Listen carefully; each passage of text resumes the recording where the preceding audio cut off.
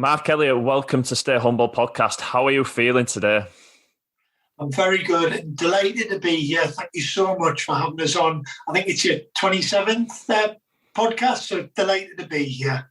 No, it's great, Mark, to have you on. And I just wanted to, just for the viewers and for the listeners at home, I just thought you'd just tell us about yourself.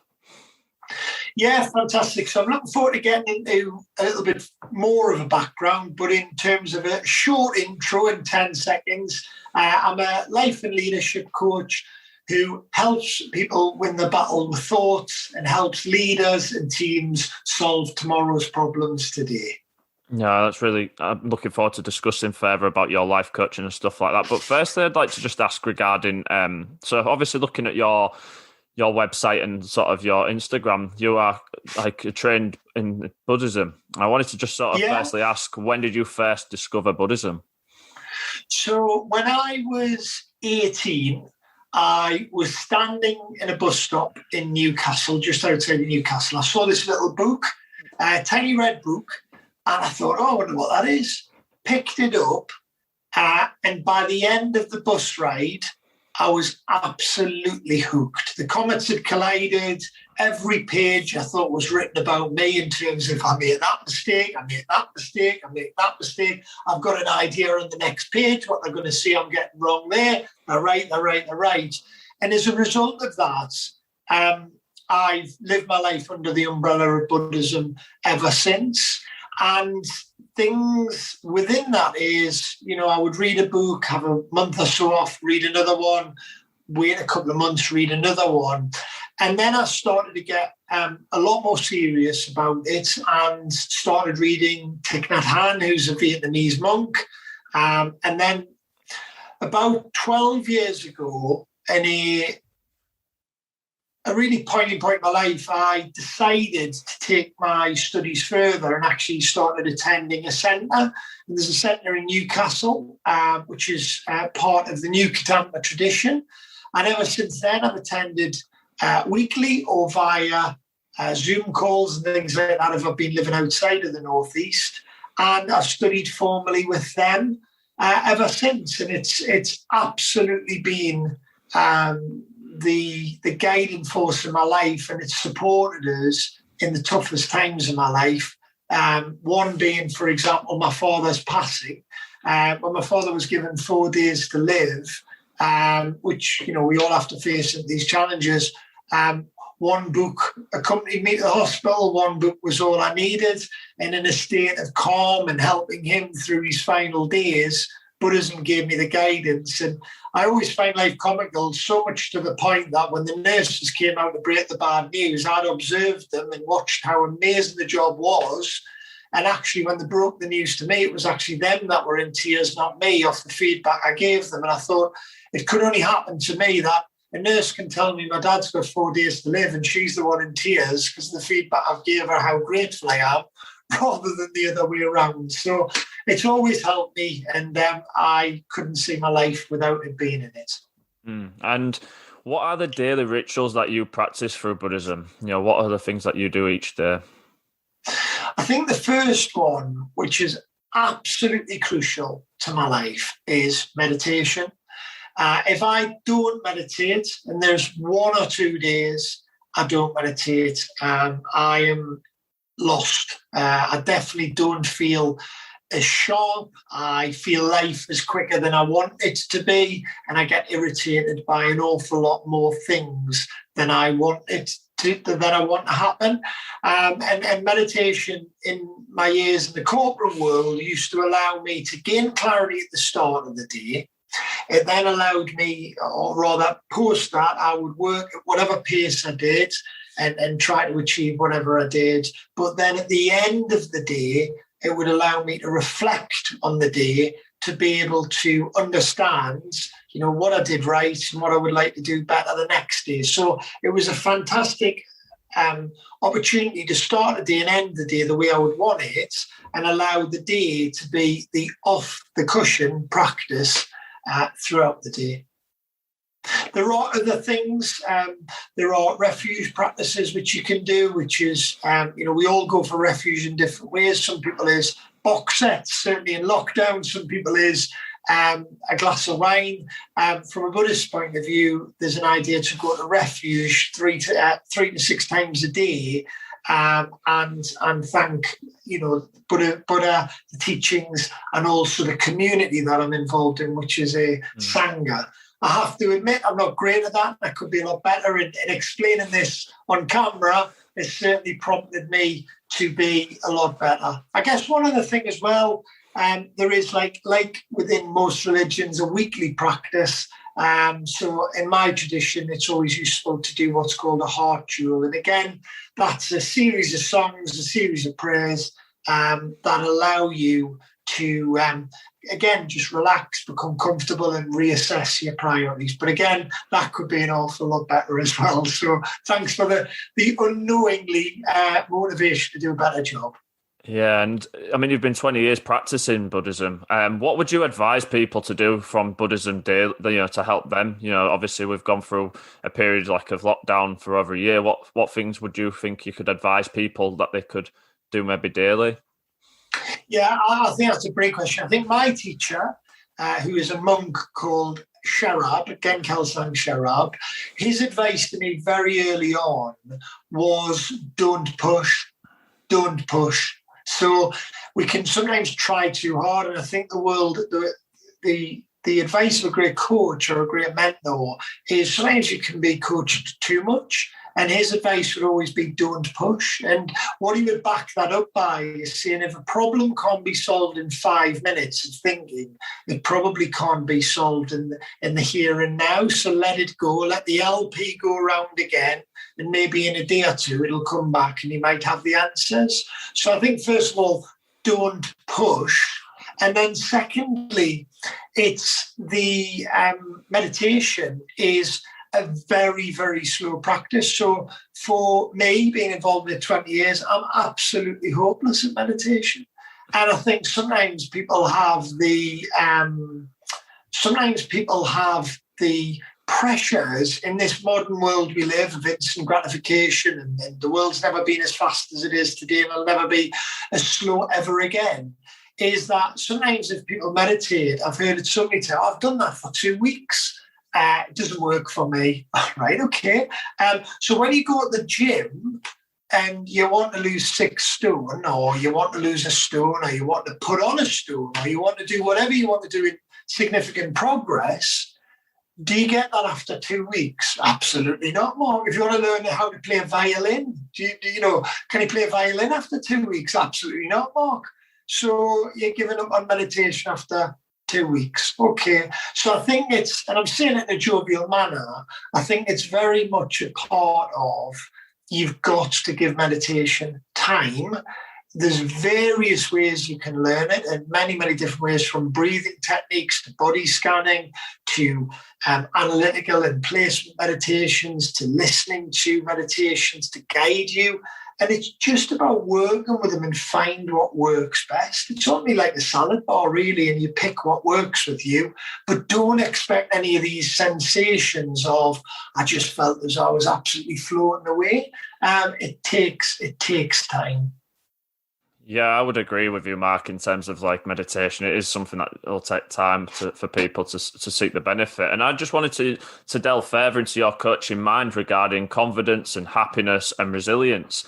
And there's something I mentioned to you through email, obviously, about questions. And one of the things that I overheard on a podcast recently, which is called the Zoom Boom. I don't know if you've looked into it or heard about it. Yeah. So obviously, for those that don't know about it, it's people that are spending time working from home, roughly about 6 hours a day, obviously seeing their reflection daily. And this is now causing people to seek sort of, plastic surgery from looking at their own reflection daily. And obviously this is having an effect on their confidence and happiness. How can people sort of, think about sort of, how can they make themselves not feeling confident or themselves? What would you advise people to feel better about themselves?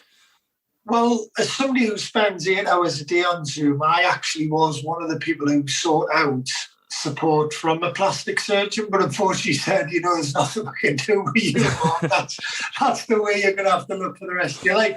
But jokes aside, I wasn't aware of that. I appreciated you bringing that to my attention. And it's awful to think that, I really do sympathise with anybody who is not in love with themselves and is giving themselves so much negative self-talk.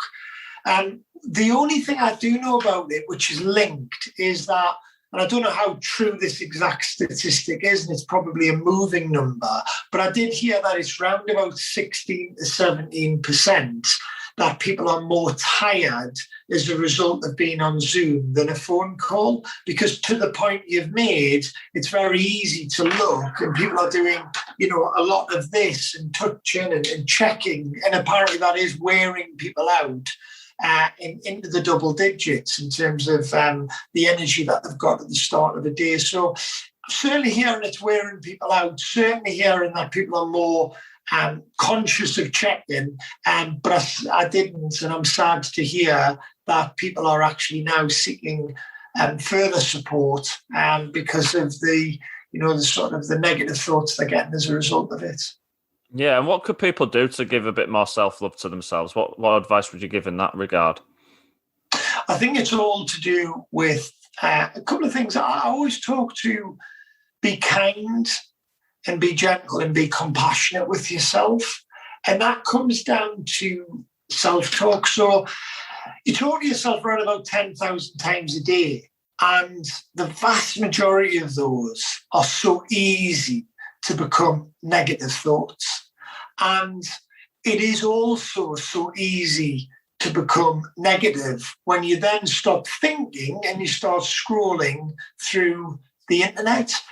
Because, there's some brilliant commentary in the Netflix film, The Social Dilemma, which just talks about the obsessive nature of being on social media. But the marketing behind it is so clever to keep you connected and keep you aspiring to improve your life, comparing to the woman next door, to the celebrity who's got £35,000 a week to spend on the way that they potentially look if they are, at the absolute top end of the industry.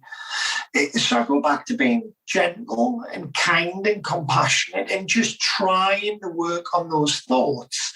And I always ask myself the question is, what was my last thought? And it's a fantastic way to catch yourself and say, I can't believe I said that to myself. How is that benefiting me? And just try to stop myself. And then I think the other thing above and beyond that is within your communities, albeit they're inside your home at the moment or starting to branch out to your garden or on Zoom, is just be careful of the environment that you keep, because I'm a firm believer of the environment that you keep creates the standards that you hold.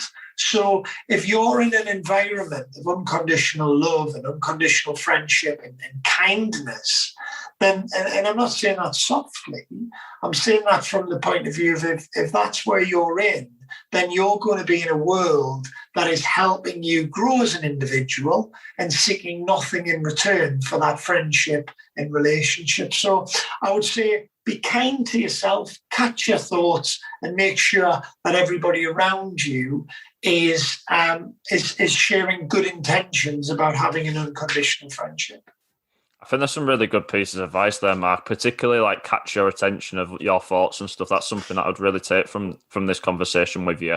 And again, I wanted to just touch on in terms of thoughts on confidence. And I've pinched this from Mark Manson, whose newsletter I receive, in terms of, finding meaningful activities and building meaningful relationships is what can help people take care of their own happiness.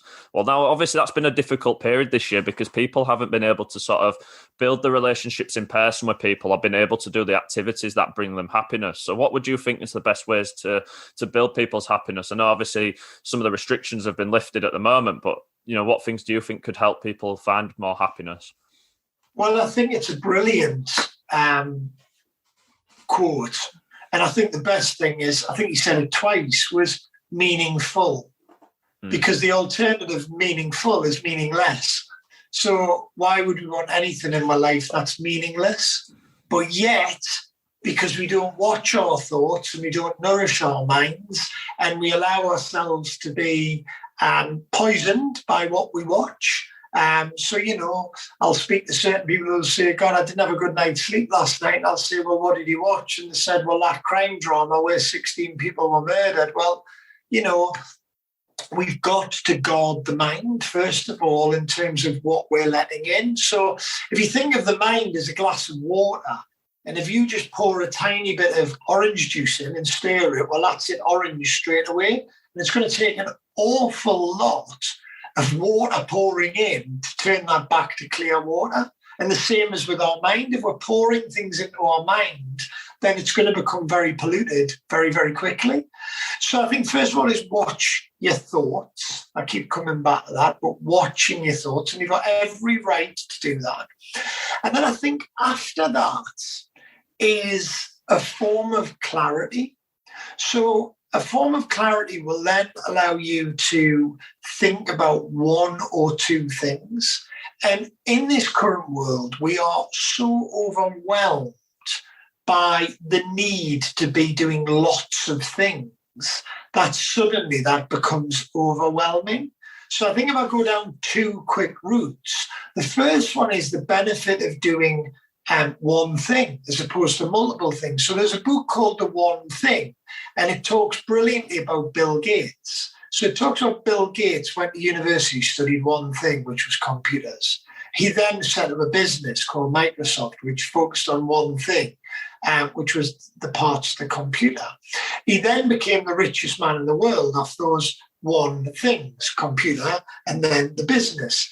He then, from after being 15 years in a row richest man in the world, set up a charity which focused on one thing, which was vaccinations, because he thought something was going to come around that was going to infect us all and we would need a vaccination to resolve it. I mean, if you think about predicting the future and be bang on the money of what's coming next, surely a lot of that can be accredited to a man who focused on one thing continually. If you also share the point that according to his team, he's never ever overran on a meeting. So he's only got the same 24 hours in a day as we have, but for some reason he is so effective with his time management. So the point around one thing and not loads of things is so, so, so important. And I think the second one is a lot of my work is around anxiety. And we are living in a time where, fortunately, we can now talk about anxiety a lot more. But unfortunately, it's never probably been as open, in the world, because so many people are struggling with it. And so many people are struggling with it because of the fear of having fear in your life. And, my vision for my business is to help end anxiety in the world. It's a huge, huge vision, but if I can play a part in it, I will. And again, it comes down to we have a exaggerated understanding in many cases of anxious thoughts. So we think things are going to be an awful lot worse than they're going to be. And because of the fact that we're so obsessed with reproducing and staying alive, so many cravings come, so many attachments come that only lead to actual disappointment. So from an example of a craving, a Buddhist book called Modern Buddhism talks to the fact of we crave chocolate, but when we eat loads of it, it makes us sick. So it's not really the best thing in the world to crave. We crave a holiday, but when we get there, everything we've pictured is not quite as good as the thought was going to be, or we become attached to things. And sometimes when people die, we're crying for the attachment, not necessarily the love. But if I was to say to you now, can I have your bottom rib? You've never thought about that bottom rib, but that's my bottom rib. So you're not having that. We become so attached to things. So I think in summary, the root cause, which I'm so passionate about getting to the root cause before we get the bandage to sort it, is we sometimes don't go to the root cause of the problems, which is craving and attachment. We then aren't educated enough at school, and that's not a criticism at school, to deal with emotional resilience that we need, all the financial support that we need to buying houses and things, and the work advice, which is more than just there's your CV to go from there. And that them to 3 points come from an article I did, which was based on a survey of 30 people. But we don't have that at school. So then when we're exposed with these challenges, what do we fall back on? And my advice to anyone is falling back on really changing the what ifs, that first thought to whatever. What if I have this problem? What if I have that problem? Whatever. It's not going to be as bad as you think. And again, it goes back to controlling your thoughts from the first point of view, and keeping it as simple as you possibly can. So a little bit more long-winded than you expected, but I'm very passionate about keep it simple and control your thoughts. Yeah, I think simplicity is the best way. And touching again there on resilience, and you sort of mentioned it there, I wanted to ask you in terms of sort of, Generation Z is seen as sort of a lazy or not a very resilient type of people in terms of those in the past who have been maybe in the war or lived on rations or had tougher upbringings. Do you think there's ways in which people can sort of build that resilience, like you've touched upon there in terms of in the sort of the education system? Is there more ways that we could build more resilient people? So I've thought about this long and hard. I don't want to knock the generation that we're in, because the generation that we're in is brought great progress. It's brought great progress from we live in the technology age. And obviously the previous big ages that have created huge change in Britain and around the world has benefited massively. So I think there's a lot for the people of this age to champion and to celebrate, because it's been an age of tremendous progress and creativity, and many, many things 15 years ago I wouldn't have thought would have brought the change. For example, in the UK, in the next 3 years, 30% of jobs that when I left school wouldn't have actually existed when I left school. So it just shows you that there is huge, huge progress coming. But I think there's a couple of things on that. I think first of all, I would talk about myself. So I was somebody who I lost a parent through tragic circumstances when I was a child, and another parent went through a breakdown at the same time. So at 16-year-old, I was kind of on my own. So I then had to architect and structure and create and craft my own life. So I think if a daft Geordie can go from a point of real challenge and implement some structure, then I do think with the right focus, anybody can start putting the building blocks in place. And the best person I went to see for resilience was a guy called Dr. Steve Bull, who was the England cricket psychologist. I believe he was also involved in the British Olympic teams, and he had phenomenal success. And what he did, a couple of things he did that was amazing on resilience is he talks truly to controlling the controllables. And I think so much in the world at the moment, we're worried about the things that are outside of our control. And we worry about raining, we worry about getting wet, but if we take an umbrella, that's inside my control and I'm not going to get wet. So to the smallest degree, control your thoughts, lower the anxiety. What can I do next is the biggest question I used to ask myself in the corporate world, because it is so much outside of my control. And the other thing he did for resilience, and it's a massive thing. So first of all, what do you control? That takes away about 90% of the thoughts you're thinking, because, it's not relevant. The second thing that he did was, with people he worked with, was he worked with something called the peaks.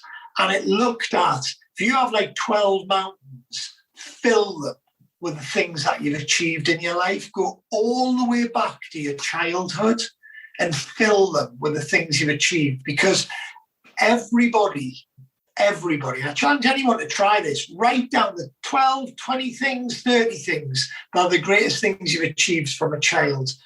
What that actually does is reconnect you with things that you've forgotten about. And what that then does is it actually makes you realise that you've achieved so much more, and this day ahead of you that you thought was going to be challenging is nowhere near as challenging as the things that you've overcome. And as a result, if I've understood him properly, if your confidence growing, then your decision making is going to get all the more easier, and your thoughts are going to get all the more easier. And if I could end just on this, he's worked with the likes of Alistair Cook, who's a leading run scorer in the English history, I believe, was unbelievable. And Alistair would be full of thoughts, about how he was going to stay and maintain his career. And Dr. Steve Bull would talk to just breathe, calm down. Really? I thought it was going to be dead scientific. Breathe, smile, so the whole world sees you not under pressure, and put your shoulders back. So the 3 shots that made you the best player in the world, that's all you're thinking about. And from a resilience point of view, I think his book's called Game Plan. I don't think there's anybody out there better to give better advice. And I've certainly benefited from him, where my days in the corporate world, I would be winning on the outside, but losing on the inside. And his simple strategies and building on them one after another. Does it work? How can I make it work for me? Allowed me to get through some challenging situations. So I think you can get through it. You've got to put the effort in. You've got to have the right approaches and keep it simple, is what I took from him. Yeah, I think simplicity, again, comes across in that message, and certainly as a book I would certainly be seeking to look at. And I just wanted to touch into sort of your life coaching programs and sort of your clients, and obviously seeing from your Instagram and your website, you have a number of well-known clients who are seeking life coaching advice. Has there been more people seeking support, or has there more people been open about, life coaching? Yeah, I think it's a great question, because I believe everybody can benefit from a coach. And some people go, really? Well, why are the top athletes in the world got a coach? And let's go even deeper. Why does the fastest man that's ever lived have 38,500 pieces of feedback, apparently, over a 4-year period, with a team of well over 30 coaches to help them run for 9 seconds every 4 years? So if it's all right for Usain Bolt to run for 9 seconds with all of that input, then surely it's going to be of benefit. So I stress the point that coaching, great coaches listen, ask good questions, and play back, which the listeners are probably thinking, does he do that? Because he's talked an awful lot. I'm just passionate, and I'm really enjoying talking to you. But within coaching, I meet people from all walks of life. I meet people from everyday life. I meet people, leaders of businesses, and also people, as you pointed out, from the public eye. And it's very much whatever your starting point is, it's about getting them to a place where they reach their personal best. So it's not always in a bad place to get to a good place. Sometimes you're in a really great place and they want to stay there. And they're really deeply invested in themselves. And there has been a lot of interest. There is no doubt that people are influenced, and then people have reached out, and it's been that last push that has said, okay, well, if they're doing it, I'll have a go. It might be they want to emulate something that they've done, or it might be that something they've said has touched a nerve, and it said, in the sort of shares, it's been, that's me, I have that, or I want that, or I do that.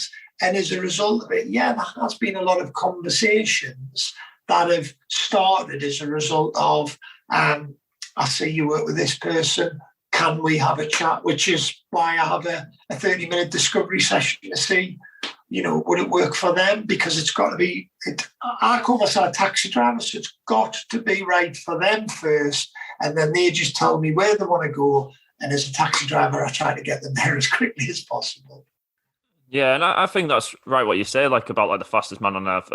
if he didn't have that coaching, then he's not going to be the fastest man. I think we all need to seek some sort of coaching in our lives and have them people sort of in our lives that, progressors, either people that you look up to or even people below you, or you think like not like at your level, you can help bring them up as well. I think they're stuff that we all should seek to find the right people to help in life. And you obviously touched there again about social media, and particularly like obviously the influence, and you've mentioned in this discussion about the social dilemma on Netflix. What are your thoughts in terms of social media in terms of the effects on people's confidence and happiness? I know like not just like the influence that these people have, but what do you think, the negative side of things? Obviously people might be making not pleasant comments, using that as a way of, oh yes, what I mean? Yeah, absolutely. So, social media is a big challenge. It's a big challenge. It's a challenge for me personally. It's a challenge for probably 2 out of 3 people, I would say, when I think of the people that I know at a click of a finger. And I think you make a really good point about the comments. It's just so easy to make a comment, a throwaway comment, whether that be more recently racist comments or homophobic comments. I think it comes down to the most important word in my vocabulary is intention. So what is the individual's intention when they post? And if it's a marketeer, then their intention is to allure and cleverly create the desire that you would want to purchase something from them, or the brands that they brand that they represent. The danger sides to it is the comparing side. Is just we really do need to help ourselves with the comparing side. We've got to stop comparing ourselves to, a family having fun. Why is our family not having fun? A lady wearing that certain dress. Why do I not look like this? It's not. I always go back to how is that serving you, and it's not a lot of the time serving us well. The next layer to it is the silent life of when I've came off social media. What am I thinking when I'm sat, on the settee by myself? What am I playing over? What tug of war am I having in my head that's saying I'm not good enough, I'm not worth it?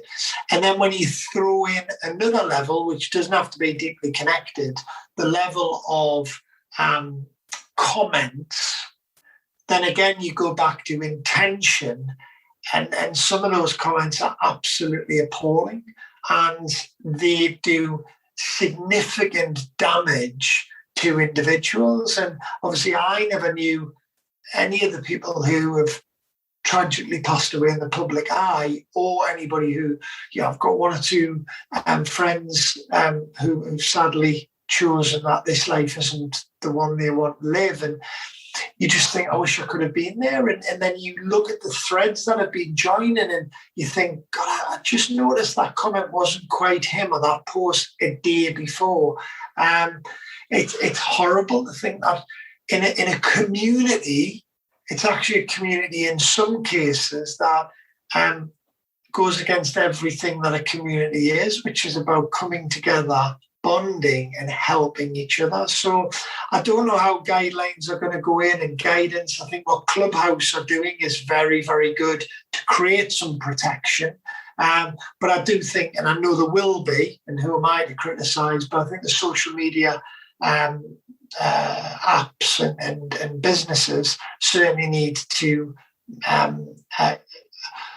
utilise their amazing platforms and just bring some governance in and some common sense so that we can all benefit from it, and it doesn't have the detrimental effect that it's in danger of truly being a part of now and very much in the future. Yeah, I would agree in terms of like what it can do in terms of like it can be used so negatively, but like you said earlier before, like in terms of the generation of creating such a platform, like it's changed like the way the world works in terms of, you know, promoting items and merchandising and all sorts of stuff like that. It's totally like revolutionized businesses and stuff in terms of the way you can use it. So it's a sort of a double-edged sword, isn't it, really? And it's quite a saved lives. It's you know, all Apple's technology. It's saved lives. It's done so many great things. But, you know, there's always an alternative to great things. And, you know, I hope we can get a hold of the small amount that is causing massive damage to certain individuals' lives. And touching on sort of again with your life coaching program, I've obviously seen on your website about the MORE model. I wondered if you'd like to just discuss with me about your MORE model in terms of what the acronym stands for. Yeah, so, you know, the MORE model is about, it touches on the moment. M stands for moment, O stands for options, R stands for response, and excellence is the E. And I guess there's 3 levels within it over the 4 lives that I believe we live. So I believe we live a life at work. I believe we have a life related to our health. I believe we have a life related to ourselves. And I also believe I have a life with relationships. So I always listen, and after 3 or 4 sessions, there's maybe 50 words people have said, and I'm breaking them into those buckets. So is it relationship? Is it self? Is it? And where the MORE model has been able to help people is it's been able to allow people through the sessions to understand where am I? What is my baseline of where I am? If you go into hospital, have a bad elbow, they'll say which one, how long, how did you do it, etc., etc. So it's a baseline understanding. And then it reconnects people with confidence in terms of going back to the best day of their life or going back to parts of their lives to, again, recreate that confidence to allow them to make decisions. That's the first part, the baseline and confidence. The second part looks at options. We've always got options, but if you are feeling vulnerable, if you are feeling lost, you're not going to get onto them options as quickly. And that just looks at, you know, within the lives that you live, what do you want to start? What do you want to stop? And what do you want to continue? And that options technique, them sessions are very, very powerful because they're gritty. And people don't normally stop and say, you know, I really want to stop this with my family. This is me doing, I really want to stop this. Or I really want to start this. And really getting clear on that has been very much beneficial before you head on to the response side and the plan and the habits and the accountability that allow you to truly progress. I think accountability is so important. And I get compared a lot of the time to a personal trainer or a chiropractor even, where it's you know, I've came in, I've seen you for 2 weeks, you've clicked my back, you've given us some exercise, I'm going to go away and do it, I'll come back and see you in 2 weeks' time, and you're going to check if I've done them. Or as a PT, you've told us to eat some food, you've told us to train in a certain way, and then you're going to come back and see. I'm not simplifying what they do. I think they're geniuses at what they do, both PTs and chiropractors. I'm just saying that sometimes clients have said that to me. I do the same. I talk about habits because habits stay. If they're simple, they stay. If you want to do them, they stay. But confidence and motivation dwindles, where if you've got 3 good habits, mine is drinking water, running and meditating, gets you off to a great start. And the accountability piece of having someone who cares and is driven to help you progress makes a big difference. And the last part of the MORE model, the E, stands for excellence. And when I looked at Team Sky, Dave Brailsford's team, the E in the core model stands for excellence. You cannot be any better than your personal best. And Johnny Wilkinson talks a lot to it in terms of, I'm aiming to be the best version I can be of myself in every moment. So there's nothing me saying you must be there. It's the client who's saying, I would like to get there because that's me being my best. And the E stands for me just helping them nourish their thoughts and having some simple habits to stay there.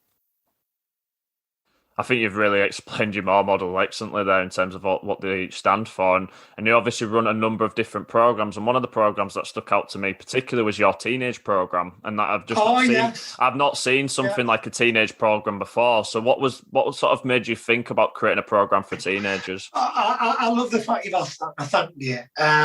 Is the teenage program it's the biggest drive in my life, because as a teenager at 16, losing a parent and another one having a breakdown, the school I went to were fantastic, but how on earth could they help me? So this survey that I did with 30 successful people, and the article is called, you might laugh at it, it's called Only Schools and Horses. Only Schools and Courses. And my passion is, how can I support teenagers to have the right start in life? We don't have military service anymore. We don't have some of the guiding principles that created the gentleman of 25, 30 years ago. How can we help our children and teenagers of today succeed where the pitfalls are higher and higher and higher than ever before? So I from working with a number of brilliant coaches who talk a lot towards co-creation, the course itself, the one-to-one sessions talk about some time with the parents, some time with the teenager, all of it being where they're fully committed to it and they're all on board. And it's just working through with them so that they can identify what they want to achieve, be given the tools, the time to allow their energy to grow to achieve it, and then create an environment where they're going to be able to succeed. Because there's a very interesting statistic that says, if you write a goal down, you're 39% more likely to achieve it. If you tell people, you're 78% more likely to achieve it. So in the thoughts of teen coaching, if you write your goals down, and then if you work with your family or friends, guardians, etc., then that is far more likely for that to happen. And again, to my earlier point, there's some accountability and correct support through habits to get them to where they want to get to. I think that's a really great program idea, and I think it's something I wish that I'd come across at sort of 16 and not been someone like 26, 27, that discovering sort of, self-help and self-discovery. Having that at 16 kind of gives you sort of them things, and particularly like school doesn't teach you about buying mortgages and how, with houses and sort of job prospects and salaries and stuff like that. I think they're the things that, just that you seem to be coming across, like giving people some of more of a realistic goal in life. Well, thank you. I appreciate that. And I think, what spurs me on from a wanting to right a wrong is, latest statistics say that anxiety's gone up with children from 11% to 16% in lockdown based on homeschooling, a disconnection with friends, and seeing the stress that some of the parents and family members are going through. So again, there's got to be something that opposes this. And that's why I'm really passionate about helping some wonderful young kids across, there's young people across in Europe I've started to work with. And if you think people in England have a problem with the accent, then dear me, somebody in Holland, and then really need to put subtitles up there. So it's great. It's really rewarding. And you know what? You don't get any type of energy quite like hearing a young teenager say, this is what I want to achieve. Because you know what, in life, the older we get, the more we can get weighed down and then told we can't do things. Sometimes some kids and teenagers blow your mind with their imagination. And my fear is that sometimes as we grow older, we start to have less of an imagination, and it's brilliant, So I'm not talking all day I could about that, but thank you for asking. Yeah, and finally, I just wanted to ask you a couple of questions, and the first one is, what does it mean to be human? Whoa, dear me, what's your second question? Because I need to think about that because I'm not really a reflector. Let me write it down like Boris does when he gets a brilliant question. The next question's about, I would like to ask you, is what makes you stay humble? Oh, Wow. Right. Okay. I believe humility is my greatest successes have came from humility. So I'm not always humble. I think it's one of the, that and vulnerability is actually two of the greatest strengths you can possibly have. But the element I would say to being humble is I had a job where I was opening some stores in a certain location in England, and a colleague of mine was opening stores in another location. I was way more ahead of him in terms of the completion, but he would tell people I was way ahead of me, and the room would go, "Great job," thumbs up to him, and to me, "Come on, Mark, you need to be better." He would look at me and think, "Dear me, Mark was helping me last night because I'm so far behind." What I mean by staying humble and not telling fibs is within about 4 to 6 weeks, people actually realised that I was telling the truth and the other person was leveraging the truth, shall we say. As a result of staying humble and telling the truth, I became the one that people trusted all the more. And I think sometimes, being humble, I was misinterpreted as being aloof because I wasn't always chasing the shiny things and diverting my destination of travel. And as a result of actually staying true to who I was, allowed me to be an awful lot more consistent. So that's whether that rambles came together correctly. It was definitely a time of there were so many things I could do to compete. But in that moment, I just decided it'll be good enough if I'm me or not. It's too tiring to try to copy. So I'll just try to be me. And if not, I'll get to see my family quicker if they get rid of it. Yeah. So that's, sorry, go on. No, I think honesty is the best policy, isn't it, in terms of that? So I think that's a really good word. Yeah. And the piece about what does it mean to be human? So in Buddhism, and I'm not preaching, I have only one university and it starts. In Buddhism, it talks to something called bodhicitta, which is to live for the benefit of others. And the only days I truly, truly enjoy in life is the days I get up a bit earlier, I complete my habits, my meditation, my drink the water, etc., etc. And that agenda, that to-do list, that calendar goes. And I look at my son and I look at my wife and I think, what do you want to do today? And it's rare I do it because I'm pig-headed and I'm stubborn and I'm ignorant. I've got a million faults. But them days are they're like nothing else. I'm trying to think of a comparison of that feeling of being in the sun and just relaxed. Because you go to the supermarket because your son says, I want to go there and I want to pick up this game and I want to buy this and I want to buy that. And you've got no pressure. Because again, that craving attachment, the chocolate bar you were craving isn't there and you're not attached to it, so you're not going to get hurt. You're just like, whatever happens to me now is a benefit. Is a bonus. And suddenly you become so involved in that other person's happiness that you can feel so little unhappiness because you're not setting expectations. And the same with my wife, on the rare occasions I'm a good husband, is, you're then saying, what do you want to do? I want to do this, I want to do that. And you're not then going, okay, we can't do that, but I'm clock watching because it's an eye for an eye. We'll go for the walk, but I want to watch the match.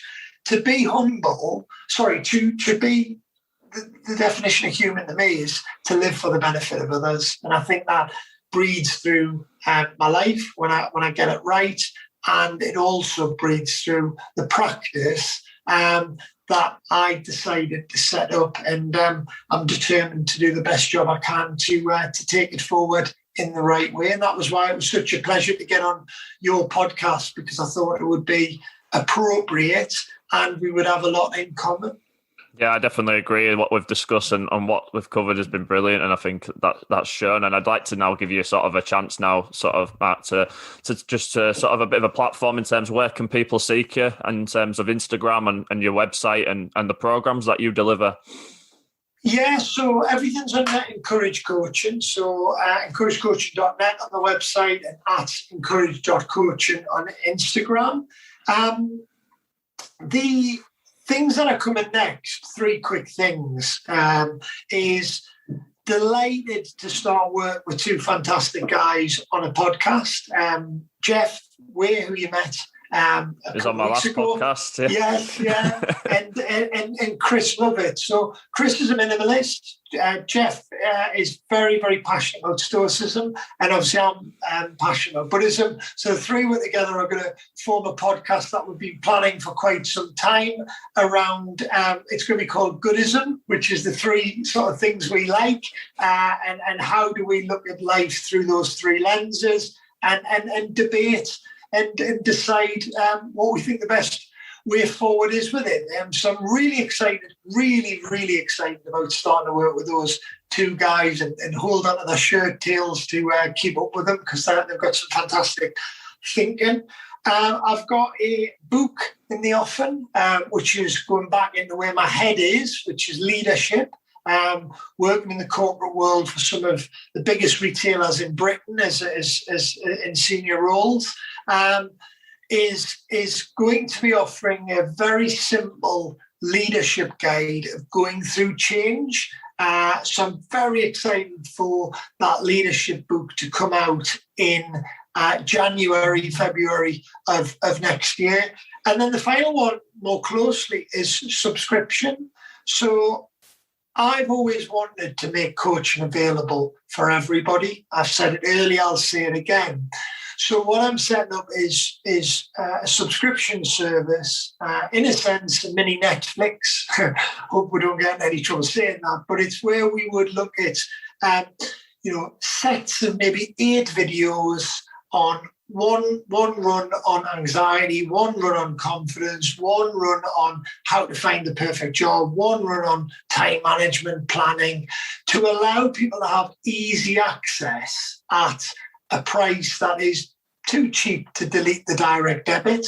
And then it allows people to enter the thoughts and approach and guidance that I live my life by, and hopefully that can bring more benefit to others. So really excited about the podcast, really excited about the book, and just really, I don't want to use the word excited again, but I am very excited around the benefit of, if there's 50, 100, 200 people using the subscription service, not what's the content is it any good, but has it helped in any way, and how can it become better to help more people in the future? So if I can make a difference through that and help more people from completely not a way that is monetized, then that'll be, again, me taking another step forward in 2021 to get me to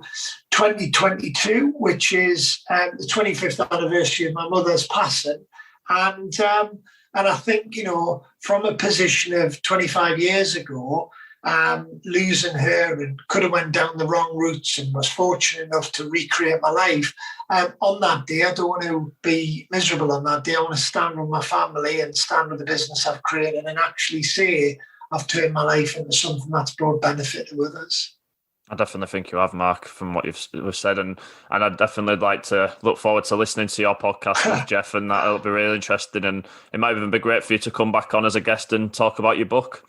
That might be lovely, an opportunity too as well. But I really want to just thank you firstly for your time, because I can imagine you've got a lot of people that will be seeking your help, and thank you for sharing your knowledge. I've took a lot from it in terms of like books to read or just activities maybe to practice myself. So I just want to thank you for coming on Stay Humble today. Oh, thank you. It's been great to spend some time with you. It's been great to talk about some important things, and it's been great to get to know you more on this call and also prior. So definitely want to keep in touch, and congratulations with what you're doing. I think it's amazing, and you telling me your backstory, I think is far better than what I'm doing. I think what you've done and where you've got to do in such a space of time is it brings immense value. So it was a pleasure to get on here, and love to talk again, definitely. Yeah, thank you, Matt, for staying humble with me.